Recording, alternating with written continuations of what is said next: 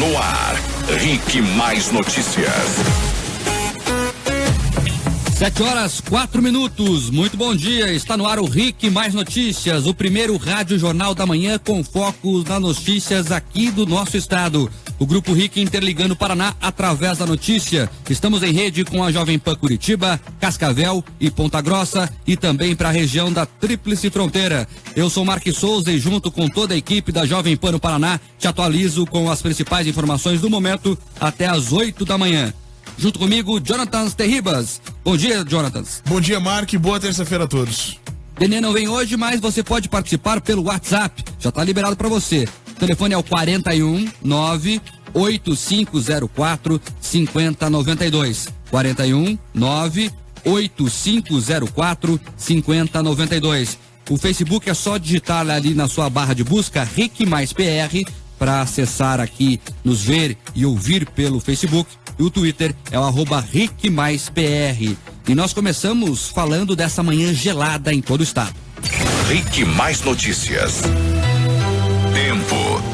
Tem até ouvinte já participando aqui, o Gabriel Gato e o Arthur, o filho dele, estão indo para a escola ali, todo de touca, com gorro, enfim, com muito frio lá em Toledo. Quem também mandou uma foto aqui do céu dessa manhã gelada em Curitiba é o Helenilson, do Bairro Alto aqui na capital. E nesta terça-feira a frente fria segue atuando sobre a região sudeste do Brasil, deixando o tempo mais estável, sem previsão de chuvas aqui no Paraná.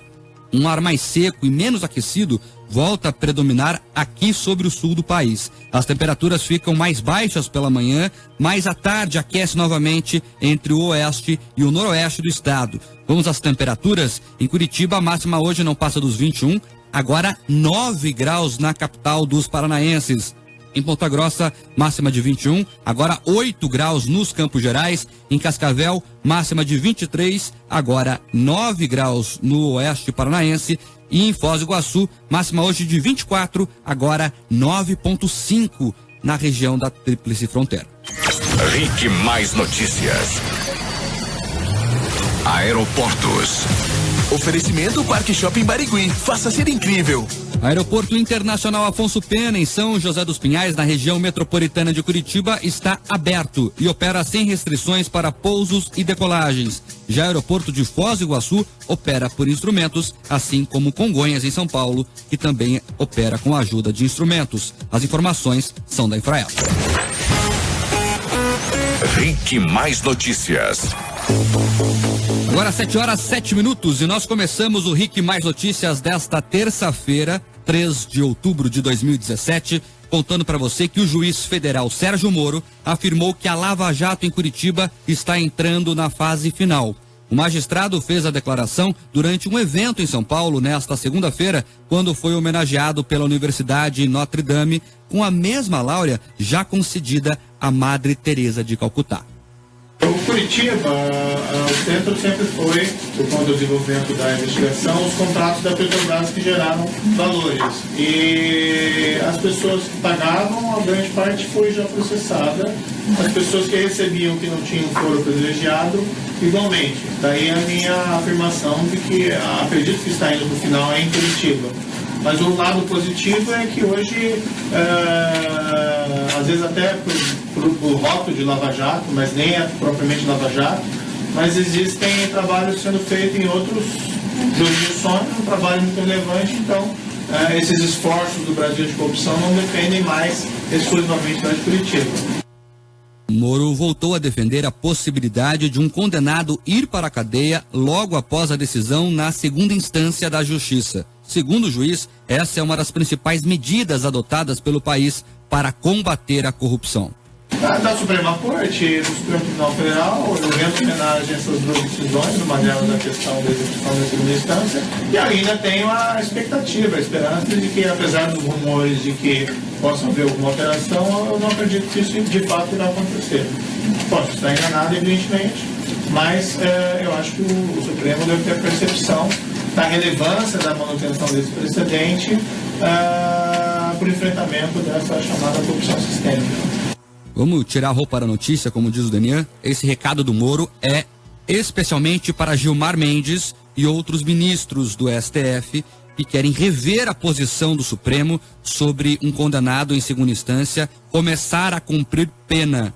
Isso afeta diretamente vários investigados da Lava Jato, como, por exemplo, o José Dirceu, que acabou de ser condenado em segunda instância, teve a sentença do juiz Sérgio Moro confirmada por Porto Alegre, agora está na fase recursal dessa decisão, mas pode voltar para a cadeia assim que esse recurso for julgado, na lei atual, no entendimento atual. Agora, se mudar o entendimento, o Zé Dirceu vai continuar livre, porque daí sobe para Brasília o processo. Enquanto não for julgado pelo Supremo, ele não será preso. Na legislação atual, ele vai ser preso assim que Porto Alegre julgar o seu recurso. Se mudar a regra, ele vai ficar solto. Por isso esse recado do Moro ao Supremo Tribunal Federal. E claro, depois do Zé Dirceu, o preso mais famoso da Lava Jato será Lula. Lula, que foi condenado por Moro a 9 anos e meio de prisão, deve estar pintando mais uma condenação para Lula aí por novembro, começo de dezembro, sobre o caso do apartamento lá de São Bernardo do Campo e do terreno em São Paulo por instituto do ex-presidente. Se ele mudar o entendimento, né, se o Supremo mudar o entendimento, Lula vai demorar para ser preso. Se manter, como é hoje, como defende o Moro, ele deve ser detido assim que Porto Alegre confirmar a sua sentença, se assim o fizer, é claro. E cerca de 15 dias depois do secretário de Economia e Finanças das Forças Armadas, general Antônio Hamilton Mourão, defender a intervenção militar como resposta à corrupção no país, Moro disse que a ditadura militar foi um erro na história brasileira e defendeu o aprofundamento da democracia. A resposta aos males democráticos, como a corrupção, é o aprofundamento da democracia. Acho que esse é o caminho a ser perseguido. Não creio que aquele comentário tinha esse propósito de anunciar alguma coisa fora de uma preocupação com esses casos graves de corrupção. Portanto, o juiz Sérgio Moro contra qualquer tipo de intervenção militar e defendendo o aprofundamento da democracia. Com democracia, com mais democracia, se combate a corrupção, se combate os problemas atuais do país. E, para finalizar, ele se arriscou a falar o que vai fazer depois que a Lava Jato acabar.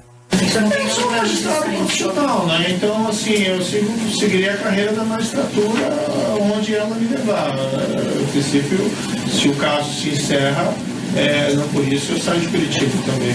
Continuo com outros casos. Eu até falei brincando outro dia que tá doido para voltar a julgar grande traficante de droga. Dá menos trabalho. Olha aí, tá aí, portanto, o juiz Sérgio Moro, essa figura admirável. O pessoal fica falando que ele quer ser presidente, viu, Terribas? Ele deu um recado claro, falou que quem coloca o nome dele em pesquisa está perdendo tempo. Ele é juiz e, como você ouviu aí, tem uma paixão pela carreira da magistratura e quer voltar a julgar grandes traficantes de drogas. Só para lembrar o ouvinte, aquele caso do Cabeça Branca, que é considerado aí o maior traficante da atualidade, que trazia aí 5 toneladas por mês de cocaína, por ano de cocaína para o Brasil e exportava para a Europa, está na vara do Moro, está na 13ª Vara Federal aqui de Curitiba. Como o Moro está exclusivo para a Lava Jato, é julgado pela juíza substituta dele, a doutora Gabriela Hart, mas está lá sobre a égide do juiz Sérgio Moro esse caso do maior traficante do país, segundo a Polícia Federal. Então, o juiz Sérgio Moro louco para voltar a julgar grandes traficantes, como ele mesmo revelou por aí. Mostrando coerência, né? Exatamente. Ele é juiz, ele sempre falou isso. Ele é juiz e quer defender a lei e quer punir quem a descumpre. E ainda falando da Lava Jato, o juiz Sérgio Moro mandou o Hospital Sírio-Libanês, em São Paulo, entregar registro de visitas ao homem apontado como laranjo de Lula. A intenção é descobrir se o engenheiro Glaucus da Costa Marques recebeu visitas do contador e também do compadre do ex-presidente, o advogado Roberto Teixeira. Isso por quê? Porque, segundo Glaucus, os dois estiveram no hospital para que ele assinasse recibos de aluguel da cobertura vizinha de Lula em São Bernardo do Campo, na Grande São Paulo. De acordo com a Lava Jato, o contrato de locação é falso e o ex-presidente recebeu o apartamento como propina da Odebrecht. Então agora o Glaucus lá falou que eles foram no hospital pegar a assinatura dele, o Moro pediu para o hospital então entregar o registro de visitas para confirmar se essas pessoas foram mesmo lá no hospital ou não pegar essas assinaturas. Os recibos você lembra bem qual é, né? Aqueles que têm datas de vencimento inexistentes, que tem erros de português, enfim, que tem várias suspeitas sobre eles, e agora mais essa suspeita que as assinaturas teriam sido pegas no momento que o dono do apartamento aí, pelo menos no papel, o dono do apartamento estava internado por uma cirurgia no coração. Vamos esperar para ver o que vem por aí.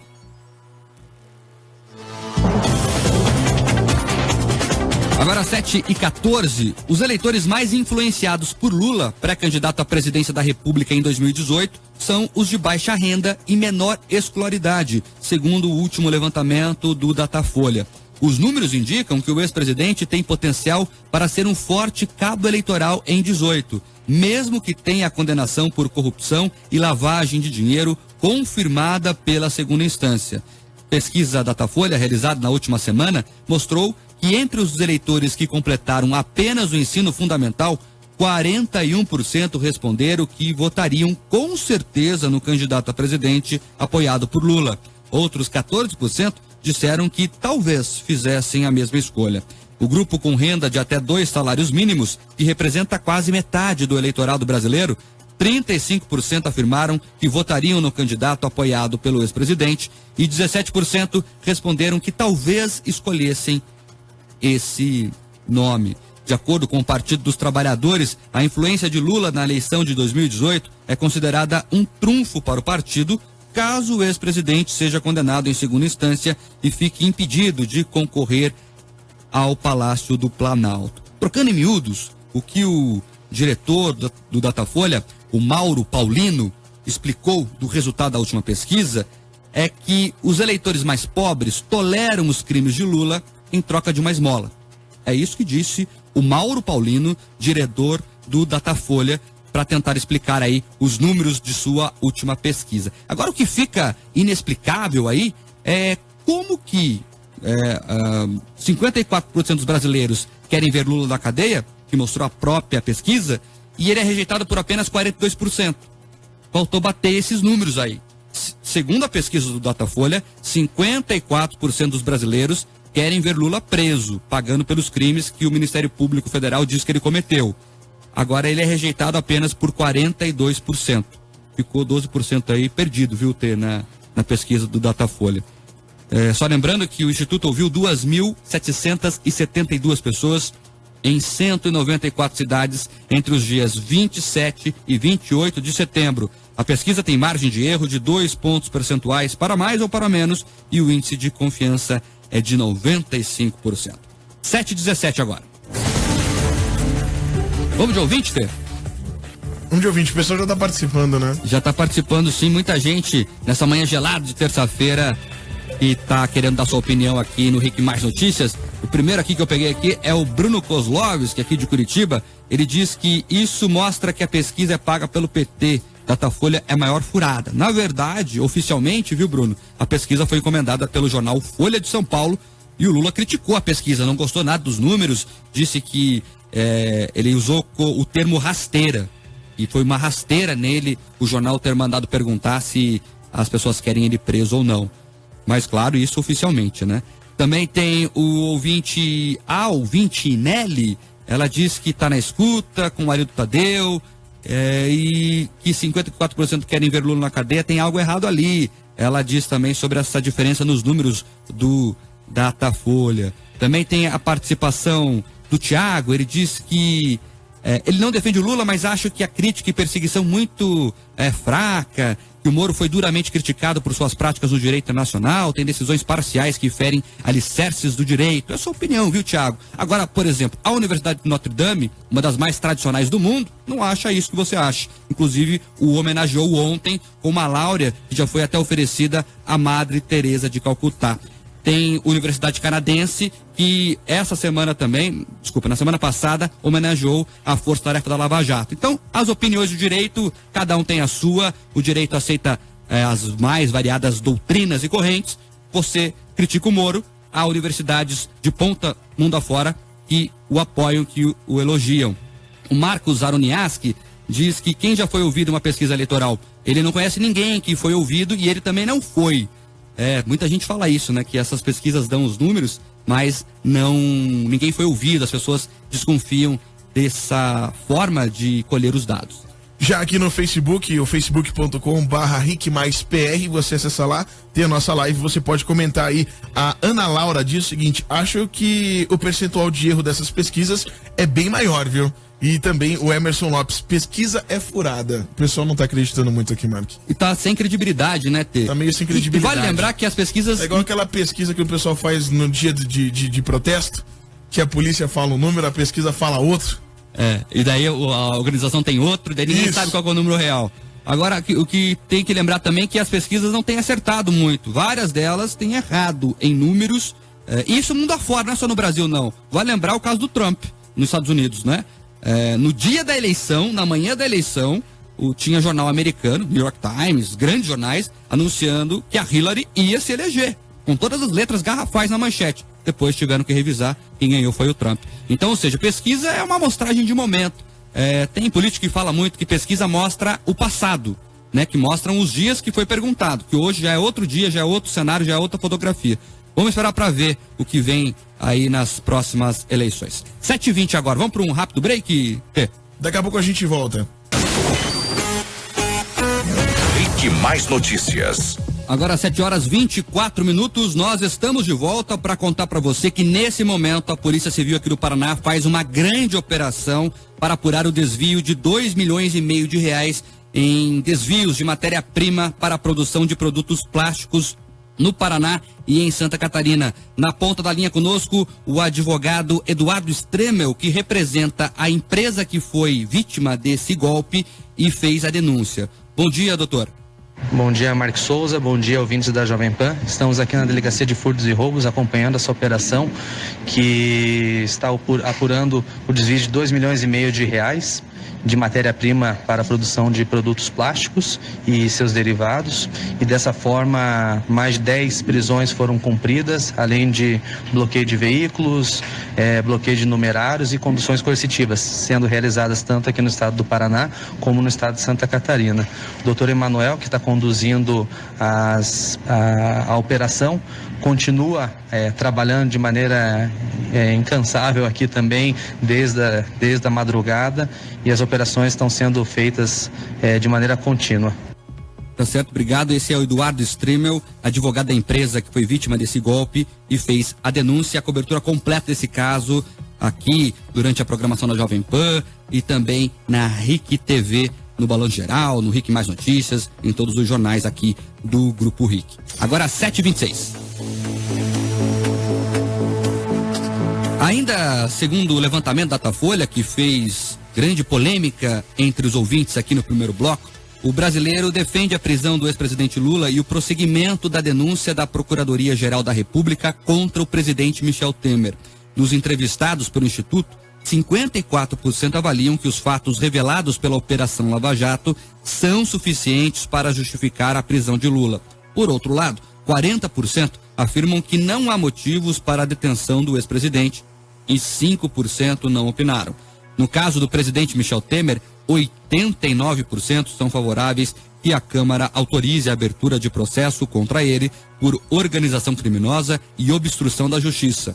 Apenas 7% dos entrevistados são contrários à aprovação da denúncia, que implicaria o afastamento de Temer por até 6 meses, caso a decisão da Câmara fosse aceita pelo Supremo. O ex-presidente Lula foi condenado pelo juiz Sérgio Moro a 9 anos e 6 meses de prisão por ter recebido um apartamento no Guarujá como parte de propina da construtora OAS. Segundo o entendimento do STF, Lula só poderá ser preso se a sentença for confirmada em segunda instância pelo Tribunal Regional Federal da 4ª Região, que fica em Porto Alegre. Já no caso de Michel Temer, a acusação é de liderar um esquema do PMDB que teria recebido ao menos 587 milhões de reais em propinas. Temer também teria dado aval à compra do silêncio do ex-deputado federal Eduardo Cunha, preso aqui em Pinhais desde outubro do ano passado. Para que a denúncia contra o presidente da República possa virar uma ação penal, é preciso a autorização de 2/3 da Câmara dos Deputados, o que dificilmente vai acontecer, já que os deputados lá estão nesse exato momento, negociando emendas para que não votem a favor do prosseguimento da denúncia. Vamos esperar para ver o que acontece. 7h28. O deputado federal Alfredo Keifer, do PSL do Paraná, discursou em defesa da volta do financiamento nas campanhas eleitorais de 2018 e contra o fundão público, e admitiu a preocupação com o que ele chama de filme já visto, de que não existiu nenhuma campanha para prefeito sem Caixa 2. Eu sou contra o financiamento público de campanha e algo que deve nos preocupar, de um filme que nós vimos nas últimas eleições municipais. Não teve nenhuma campanha de prefeito que não tivesse algum tipo de Caixa 2, grande, pequeno ou médio. E eu pergunto, será que nós estamos dispostos a nos ir por esse caminho em 2018? Se nós estivéssemos num país sério, isso seria tratado como uma denúncia e seria investigado. Veja, é um deputado federal do país, regularmente eleito pela população, que usou a tribuna de uma das instituições mais importantes do país, que é a Câmara dos Deputados, para fazer uma denúncia. Agora, você acha que alguém vai investigar isso, Tê? Claro que não, né? Ele falou, tá na boca dele, nós escutamos aqui, não teve nenhuma campanha a prefeito que não teve Caixa 2, o que é crime, segundo a atual legislação. Você acha que alguém vai investigar isso? Pois é, deveria meter a mão no jarro alguém, né? Exatamente. Não, e eu queria perguntar como é que sente um prefeito escutando isso, né? Um prefeito eleito. Tem uma acusação, né? Um cometimento de um crime, Caixa 2 é crime, de um deputado federal. Como é que se sente? Será um candidato que foi eleito? Ou quem disputou as eleições? É isso, você tem Caixa 2? Segundo Alfredo Keifer, todos os candidatos a prefeito, todas as campanhas a prefeito fizeram Caixa 2. A eleição de prefeitos e vereadores de municípios do ano passado foi o primeiro pleito sem financiamento empresarial. Para o ano que vem, o Congresso Nacional está próximo de manter o veto às doações de CNPJ, apostando no fundão público para alavancar as campanhas dos parlamentares. O deputado Alfredo Keifer afirmou ainda que o financiamento público não é a solução. Ele disse ainda que nem tudo é Lava-Jato. Nós somos um país capitalista e não tem outra forma de você financiar campanhas regulamentadas que não sejam através da iniciativa privada. Não é tudo Lava-Jato. Há muitas empresas, há muitos segmentos dispostos a financiar as campanhas dos políticos, de bons projetos e de boas iniciativas. Nem tudo é Lava-Jato. Tá bom. Os deputados federais devem encerrar o debate sobre o financiamento em campanhas eleitorais até a próxima sexta-feira, para que as medidas passem a valer já nas próximas eleições. RIC Mais Notícias. 7h31. Agora um assunto que movimenta muitos ouvintes aqui do RIC Mais Notícias, viu, Tê? Volta e meia tem um ouvinte aqui perguntando sobre essa questão do Sul é meu país, da separação do região Sul do restante do Brasil. Isso aí tá deixando todo mundo em parafuso já, né? Exatamente. Não, e agora com a questão lá da Espanha, da Catalunha e tal, muita gente assiste o que está acontecendo lá e acha que pode fazer alguma coisa parecida por aqui. O vereador Goura, do PDT, pediu ao Ministério Público Eleitoral e ao Tribunal Regional Eleitoral a suspensão do plebiscito O Sul é meu país e que tome providências para apurar a legalidade da consulta popular organizada pelo movimento separatista. Marcada para o próximo sábado, dia 7 de outubro, a consulta popular deve ser realizada no Paraná, Santa Catarina e Rio Grande do Sul, questionando se a população deseja que a região sul se separe do restante do Brasil, formando um país independente. O vereador de Curitiba argumenta que a consulta é inconstitucional, já que atenta contra o artigo 1º da Constituição, que define o país como uma união indissolúvel. A República ela é composta dos 7 estados, a gente tem uma estrutura formada e que existe até mesmo uma previsão penal para incitação contra esses dispositivos. Muito diferente, eu acho que é importante lembrar do que está acontecendo na Catalunha atualmente. A gente tem, o Brasil foi fundado, foi criado com muita violência, principalmente com violência contra os índios, contra os povos tradicionais, contra os negros que foram escravizados, e o Sul não é exceção a isso. O vereador Goura classificou a realização do plebiscito como extremista. Eu entendo que a gente vive um momento muito delicado no Brasil, especialmente aqui na região Sul. A gente tem um histórico de movimentos que flertam com ideias extremistas, E eu acho que o momento que a gente precisa de mais serenidade, de mais tranquilidade e de trazer as pautas realmente necessárias para discussão, não somente nos âmbitos municipais, mas estaduais e federais. A consulta pública, chamada de Plebissul, será no próximo sábado e qualquer pessoa pode votar e responder se deseja que a região sul forme um país independente. O representante do movimento, Cláudio Perufo, afirmou que o pedido de suspensão é desnecessário, já que a consulta não tem validade legal. Nesse caso, nós podemos entender que há uma interpretação errônea dentro desse processo sobre a questão do plebissul, porque o plebissul, ele é uma consulta popular do movimento. Ele não tem o condão judicial, não tem o condão de uma consulta com o objetivo de saber se essa é a opinião de todas as pessoas da região sul do Brasil. O representante do movimento separatista criticou a argumentação do vereador contrário ao plebiscito. A questão do artigo 1º da Constituição Federal, que afirma que o Brasil é indissolúvel, nós temos a esclarecer o seguinte: não se trata de cláusula pétrea. E, portanto, o poder emana do povo, que decidirá se o Brasil fica unido com essa situação do Sul, ou pode se separar em diversos países. Mas se fosse cláusula pétrea, a história comprova que tais dispositivos são uma aberração. Porque pretendem ser imutáveis e indiscutíveis. Isso é um erro grosseiro de interpretação jurídica, porque as cláusulas podem ser mudadas. Daí, portanto, esse é o Cláudio Perufo, que é do movimento separatista, que defende que o Sul deve formar um novo país. Os ouvintes já se movimentando aqui, dando a sua opinião. Também tem o Jefferson aqui de Curitiba, dizendo que ele apoia esse movimento.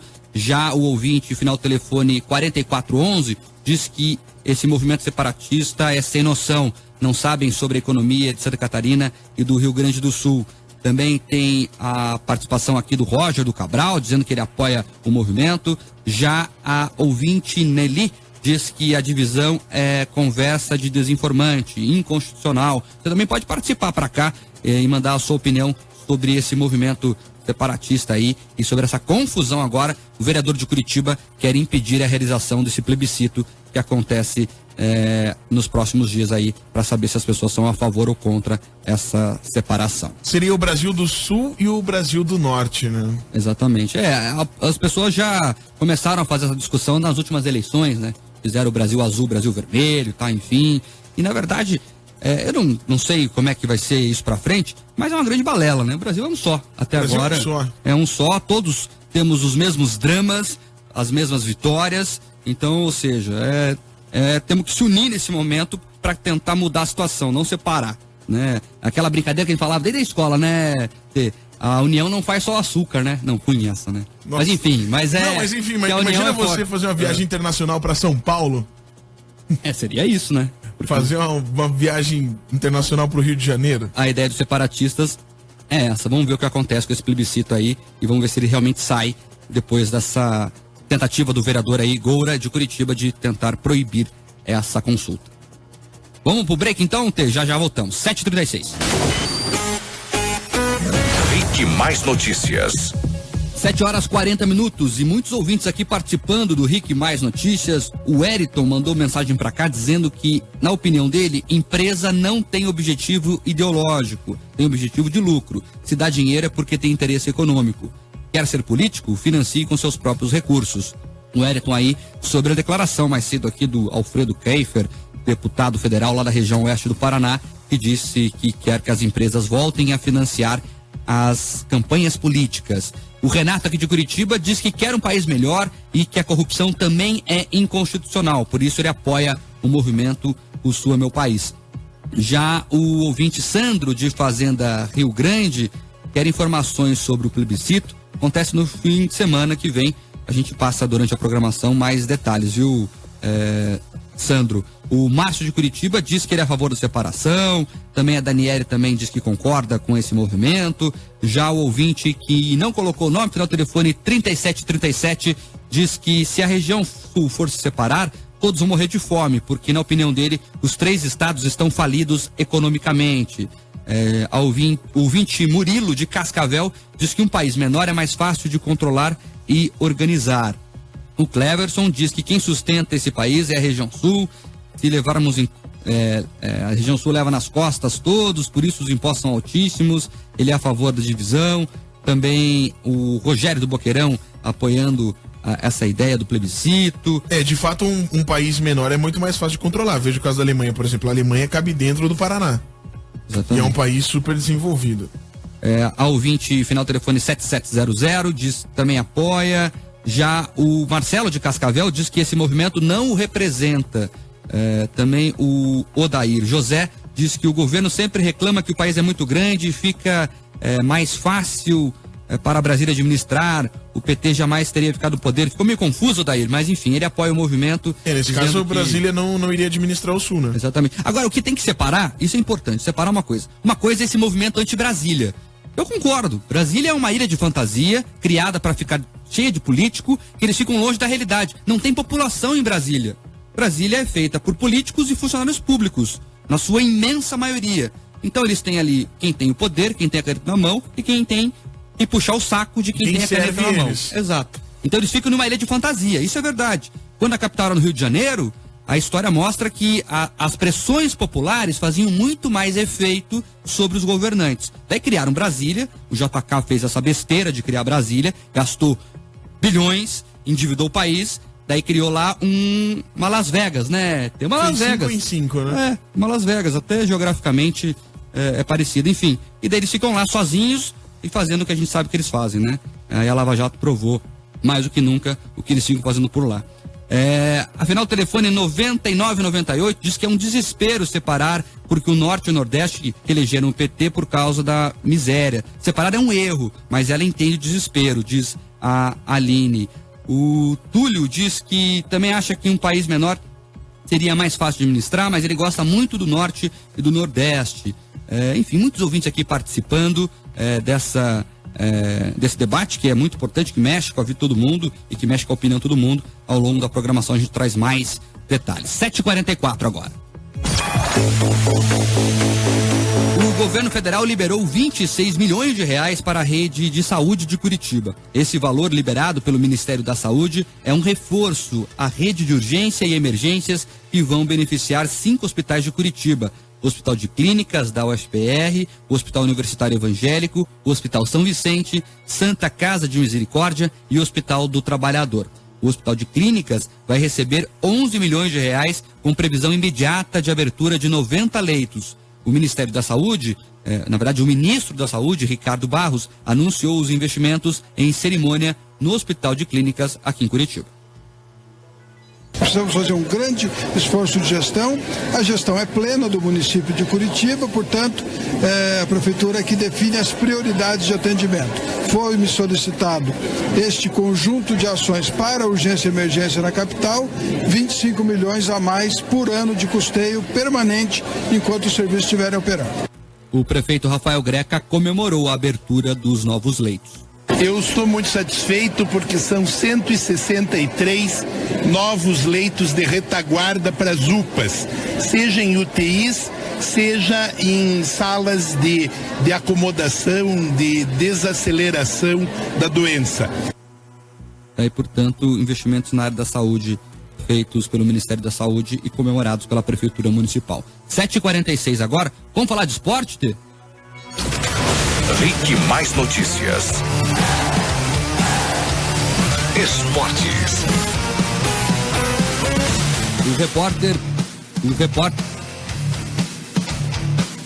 O repórter Pietro de Lázari traz as principais informações dos times paranaenses. Bom dia, Pietro.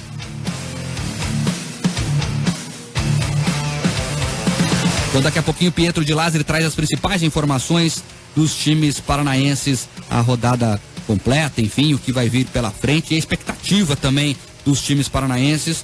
Curitiba que não está numa situação nada boa no campeonato, já o Atlético que estacionou ali no meio da tabela e parece que não vai ter muito o que fazer mais nesse campeonato não, né? Vai ficar por ali. Esse final de semana a rodada foi meio complicada aí para os times paranaenses. O Coxa acabou empatando com o Bahia em 1-1.